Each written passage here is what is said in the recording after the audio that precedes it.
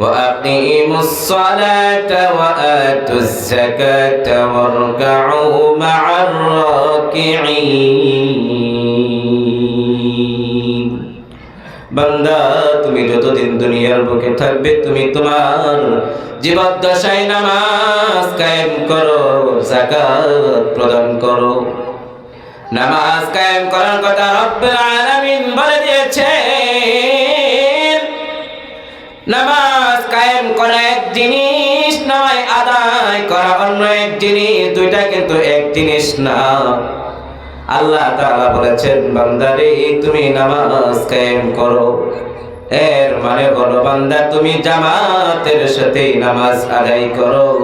আমি আপনি ব্যস্ততার কারণে যদি নামাজ একাকীভাবে আদায় করে নেই, আমার আপনার জিম্মা থেকে ফরজিয়ত আদায় হয়ে যাবে। কিন্তু রব যে আমাকে জানিয়ে দিয়েছেন তোমরা নামাজ কায়েম করো, জামাতের সাথে নামাজ আদায় করার যে একটা সওয়াব, ওই সওয়াবটা থেকে আমি বঞ্চিত হয়ে যাব। আল্লাহ তাআলা বলেন ওয়ারকাউ মা'আর রাকিঈন, তোমরা রুকুকারীদের সাথে রুকু করো। এর দ্বারা স্পষ্ট হয়ে যায়, বিষয়টা ক্লিয়ার হয়ে যায়। রব্বে কারীম জানিয়েছেন তোমরা রুকুকারীদের সাথে রুকু করো, অর্থাৎ জামাতের সাথে নামাজ আদায় করো। আমরা বর্তমান সময়ে নামাজের প্রতি এত উদাসীন, নামাজ সঠিকভাবে পালন করতে পারি না। এজন্য কবি বলেছেন নামাজ কেবল না কাজ আছে, কাজ কেবল আমার নামাজ আছে। নামাজ বিহীন পর পারে কি জবাব দিবে তুমি প্রভুর কাছে? কথা বলেন ঠিক কিনা? এই জন্য দুনিয়াতে থাকাকালীন সময় রবের হুকুম পালন করতে হবে। দেখেন বান্দার জন্য রব বিষয়গুলো কত সহজ করে দিয়েছে। কিছু কিছু বিষয় আল্লাহ তাআলা সবার জন্য করে দিয়েছেন, আর কিছু কিছু বিষয় কিছু খাস বান্দাদের জন্য করে দিয়েছেন। আল্লাহ তাআলার বিধানগুলো বান্দার জন্য দুইভাবে করে দিয়েছেন।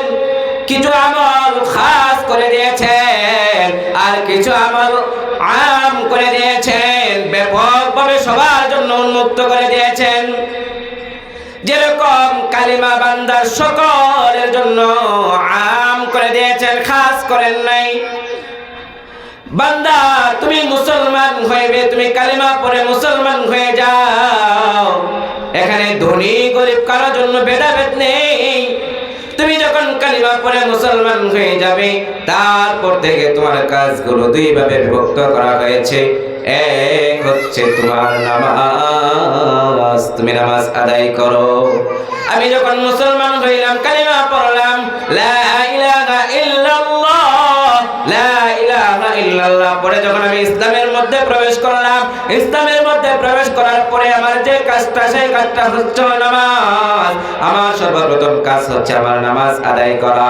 এই জন্য ভাই ও দোস্ত বুজুর্গ, আমার আপনার জিন্দেগিতে যতদিন বেঁচে থাকবো ততদিন নামাজ আদায় করতে হবে। এই নামাজ ছিল 50 ওয়াক্ত নবী মিরাজ থেকে নিয়ে এসেছিলেন বান্দার জন্য হাদিয়া স্বরূপ। কিন্তু যখন মুসা আলাইহিস সালাতু ওয়াস সালামের সাথে সাক্ষাৎ হয়েছিল, মুসা পয়গম্বরের নির্দেশ পেয়ে নবী মুহাম্মদুর রাসূলুল্লাহ সাল্লাল্লাহু আলাইহি ওয়াসাল্লাম আল্লাহর কাছ থেকে বারবার আপ ডাউন করে 5 ওয়াক্ত নামাজ নিয়ে আসছিল। যখন আল্লাহ তাআলার কাছ থেকে সর্বশেষ নবী 5 ওয়াক্ত নামাজ নিয়ে আসেন, তখন আল্লাহ তাআলা বান্দাদেরকে জানিয়ে দেন আমি আপনাদের জন্য 50 ওয়াক্ত নামাজ ফরজ করে দিয়েছিলাম। কোন বান্দা যদি 5 ওয়াক্ত নামাজ সঠিকভাবে আদায় করে, আমি আল্লাহ বান্দাকে 50 ওয়াক্ত আদায় করার সমপরিমাণ সওয়াব দান করব। এটা ছিল দুনিয়ার হালত। আমার আপনার মৃত্যু হয়ে যাবে, এটা প্রত্যেকেই জানি। মৃত্যুর পরে রব আমাদেরকে কি বিষয়ে জিজ্ঞাসা করবেন, সে ব্যাপারে আল্লাহ রাসূল সাল্লাল্লাহু আলাইহি ওয়াসাল্লাম জানিয়ে দিয়েছেন আউয়ালু মা ইউহাসাবু বিহিল আবদু ইয়াউমাল কিয়ামাতিস সালাহ। বান্দা তোমার যখন মৃত্যু হয়ে যাবে, মৃত্যুর পরে তোমার সর্বপ্রথম হিসাব হবে নামাজ সম্পর্কে। তোমার যদি নামাজের হিসাব ভালো হয়ে যায়, তোমার সমস্ত কিছু আল্লাহ ভালো করে দিয়ে তোমাকে জান্নাতের মেহমান বানিয়ে দিবে।